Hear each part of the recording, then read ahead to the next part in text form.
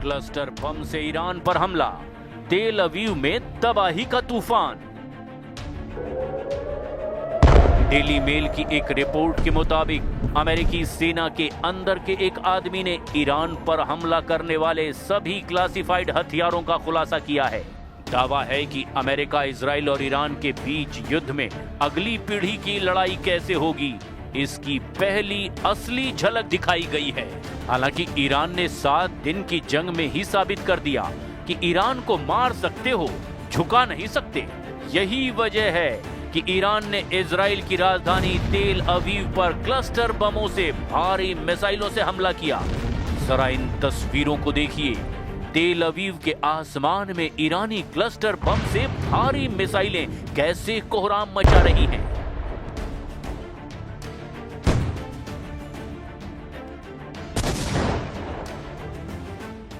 Israel के पास दुनिया का सबसे उन्नत मल्टी लेयर्ड एयर डिफेंस है, लेकिन क्लस्टर बमों ने इसके सामने कुछ गंभीर चुनौतियां पेश की है।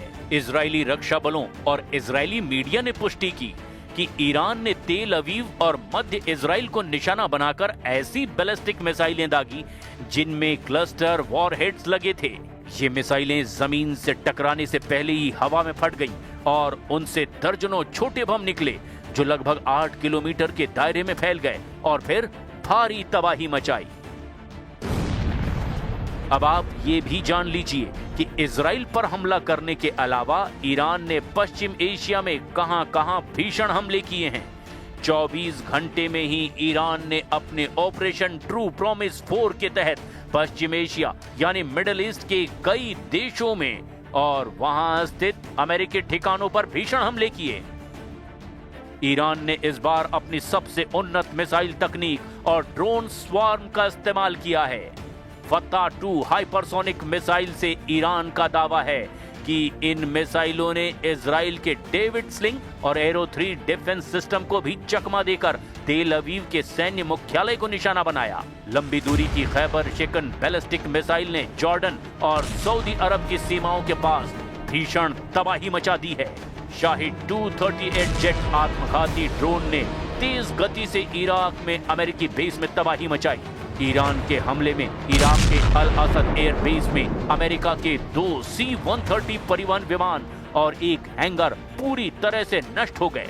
इजराइल के नेवातीम एयर बेस के रनवे को भी भारी नुकसान पहुंचा है और अब देखना होगा कि आने वाले घंटों में ईरान, अमेरिका और इजराइल एक दूसरे पर कहां-कहां और किन-किन हथियारों से हमले करते हैं।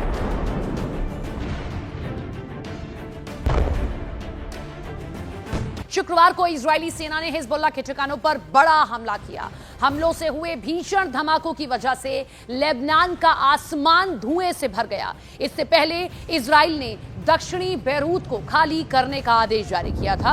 इजराइल ने हिजबुल्लाह के कमांड सेंटर्स और हथियारों के भंडारण ठिकानों को निशाना बनाने का दावा किया। इजराइल का लेबनान में हिजबुल्लाह के खिलाफ 2024 से लगातार अभियान जारी है, लेकिन मीडिया रिपोर्ट्स इस बार ये दावा कर रही हैं कि इस बार के इजरायली हमलों को पहले से कहीं ज्यादा घातक बताया गया, असरदार बताया गया। लेबनान के स्वास्थ्य मंत्रालय ने हवाई हमलों में दर्जनों मौतें और सैकड़ों लोगों के घायल होने की पुष्टि की है।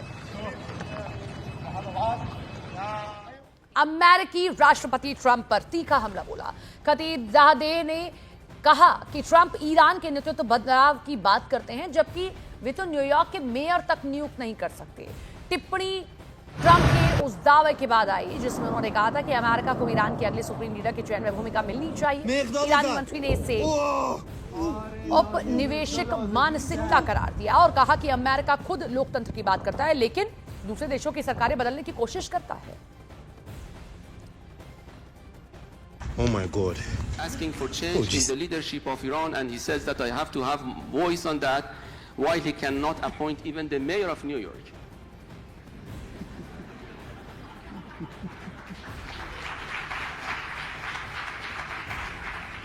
Can you imagine this colonial approach that he would like to see democracy at home, but he would like to topple down a democratically elected president of Iran and assassinating other countries?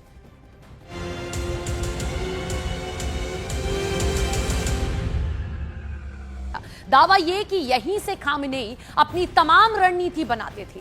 Tehran के जमहूरी street में मौजूद इस bunker के हश्र को देखकर अंदाजा लगाया जा सकता है कि 28 फरवरी का हमला कैसा रहा होगा, क्योंकि तब भी खामेनेई लगभग ऐसे ही एक महफूज ठिकाने में मीटिंग कर रहे थे। मेरे सहयोगी प्रशांत चुरे इस एनिमेशन को आसान भाषा में समझाने की कोशिश करेंगे। इजराइल ने कैसे टारगेट सेट किया, फिर उसे अंजाम तक पहुंचाया है, देखिए जरा।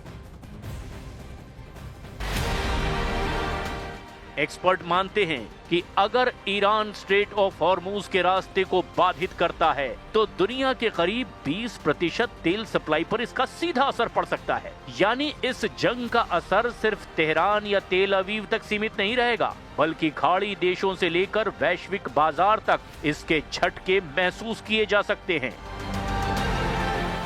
यही वजह है कि अब सबसे बड़ा सवाल है, क्या ये संघर्ष जल्दी खत्म होगा या फिर मिडिल ईस्ट में एक लंबी और महंगी जंग की तरफ ये बढ़ चुका है। I hope you are thinking of alternate sources, and I can't think of a better alternate source than the United States of America. We are an energy-rich country. We want to cooperate with you. That is one of the areas where we can cooperate. Obviously, there's long-term and short-term issues here, and we will work with you to make sure that your energy needs are met in the short term as well as the long term. America की ये पेशकश बताती है कि middle east की इस जंग का असर अब दुनिया की ऊर्जा राजनीति पर भी पड़ रहा है। अगर स्ट्रेट ऑफ हॉर्मूज में तनाव बढ़ा तो भारत, चीन और यूरोप जैसे बड़े तेल आयातकों पर इसका सीधा असर पड़ सकता है। दुनिया के कई देश अब वैकल्पिक ऊर्जा सप्लाई की तलाश में जुटे हुए हैं। यानी ये जंग सिर्फ मिसाइलों और ड्रोन की लड़ाई नहीं, बल्कि तेल, व्यापार और वैश्विक अर्थव्यवस्था की लड़ाई भी बन चुकी है। I want to commit to a timeline, but certainly it's something that is being calculated actively by both the Department of War and the Department of Energy. They're working very closely. Both secretaries are in all of the briefings on this subject with the president, and this is again something they're monitoring. And if and when necessary, the United States Navy will provide assistance to escort oil tankers through the strait. Tehran पर बम बरस रहे हैं, Israel पर मिसाइलें गिर रही है, खाड़ी में तेल के रास्ते खतरे में हैं। उधर अमेरिका को खुद नहीं पता कि ये जंग कितनी लंबी चलेगी। ट्रंप ने जंग का आगाज तो कर दिया, लेकिन क्या वो इसके अंजाम के लिए तैयार हैं? अभी तक की लड़ाई में जंग की दिशा तक साफ नहीं हुई है। ऐसे में सबसे बड़ा सवाल यही है, क्या ये जंग जल्दी खत्म होगी या फिर मिडिल ईस्ट एक ऐसे संघर्ष में फंस चुका है जिसके झटके पूरी दुनिया को महसूस करने पड़ेंगे।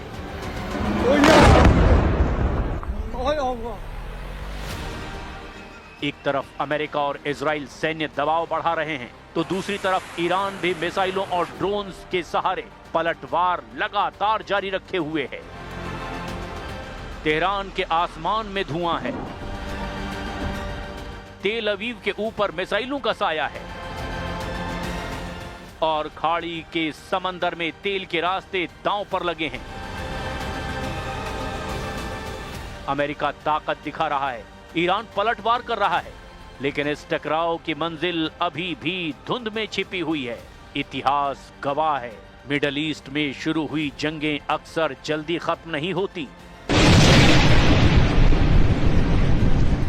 अब सवाल सिर्फ इतना है, क्या ये आग अभी थमेगी या फिर मिडिल ईस्ट से उठी ये चिंगारी दुनिया के नक्शे को भी बदल सकती है?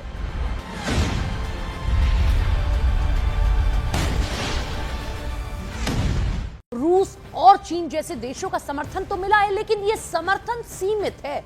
दोनों देशों ने हमलों की निंदा की, युद्ध रोकने की अपील की, कूटनीतिक बयान भी दिए, लेकिन अब तक न तो चीन और ना ही रूस ने इस युद्ध में कोई सैन्य हस्तक्षेप किया है। माना जा रहा है कि रूस और चीन के इस युद्ध से दूरी बनाने की बड़ी वजह उनकी अपनी समस्याएं और हित भी हैं। जैसे रूस पहले ही यूक्रेन वॉर में उलझा है, कोई नया युद्ध वो नहीं चाहता। तो चीन की अगर हम बात करें तो अपने व्यापारिक ऊर्जा हितों की वजह से चुप है। रूस चीन दोनों के लिए ईरान की दोस्ती जरूरी तो है, लेकिन उन्हें युद्ध में उतरना स्वीकार नहीं है।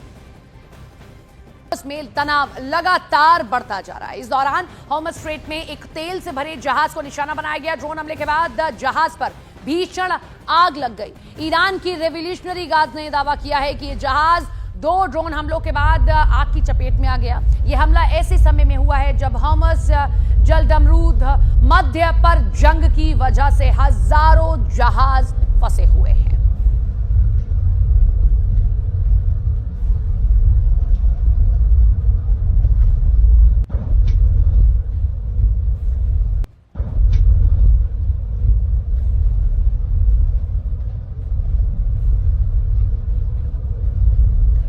ये देखिए, ये जो स्ट्रेट ऑफ हॉर्मज़ है, इसकी वजह से जो तेल के टैंकर्स हैं वो किस तरीके से यहाँ पर उनकी आवाजाही बाधित है। और ईरान के लिए अगर हम कहें कि सबसे बड़ा अगर वर्ल्ड के सामने चुनौती देने वाली कोई चीज़ है तो वो ये स्ट्रेट ऑफ हॉर्मज़ ही है। वो ये बंद करता है, इससे जहाज़ों को एक लंबा रास्ता तय करके आना पड़ता है और लगातार अमेरिका इसी को टारगेट कर रहा है। जहाज़ पर ड्रोन हमला हुआ है, हॉर्मज़ स्ट्रेट में कई जहाज़ फंसे हुए हैं और कैसे हमला किया जा रहा है ये उसकी तस्वीर आप देखिए कि एक के बाद एक अगर कोई भी शिप वहां से गुजरती है, और ईरान पहले भी कह चुका है कि यहां से अगर कोई शिप गुजरेगी तो फिर हम क्या करेंगे हम आपको दिखा सकते हैं।